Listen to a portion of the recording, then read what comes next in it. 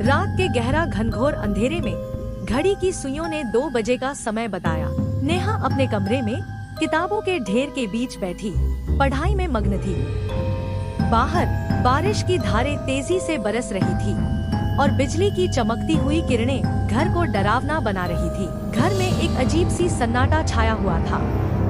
तभी एक धीमी लेकिन स्पष्ट दस्तक ने नेहा को चौंकाया। उसने डरते हुए पूछा, कौन है? लेकिन कोई जवाब नहीं मिला। दस्तक फिर से हुई, इस बार थोड़ी जोर से।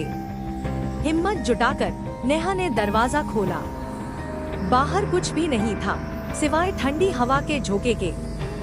उसने सोचा शायद हवा की वजह से ऐसा लग रहा हो और वापस अंदर आ गई। लेकिन जैसे ही वह अपनी कुर्सी पर बैठी उसे लगा कि कोई उसके पीछे खड़ा है।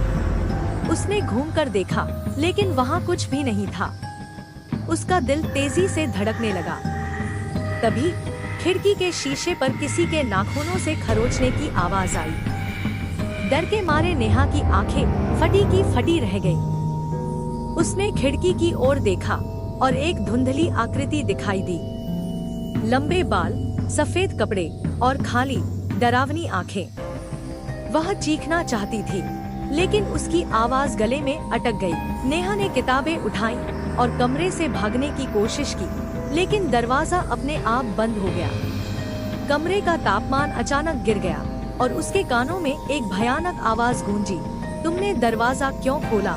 डर के मारे नेहा बेहोश हो गई। अगली सुबह जब परिवार के बाकी सदस्य उठे तो नेहा अपने कमरे में नहीं थी। सिर्फ उसकी किताबें और खिड़की पर गहरी खरोंचे के निशान मिले। उसके बाद उस घर में कभी किसी ने दस्तक की आवाज नहीं सुनी। लेकिन जो भी उस कमरे में गया उसे हमेशा लगा कि कोई उसकी हर हरकत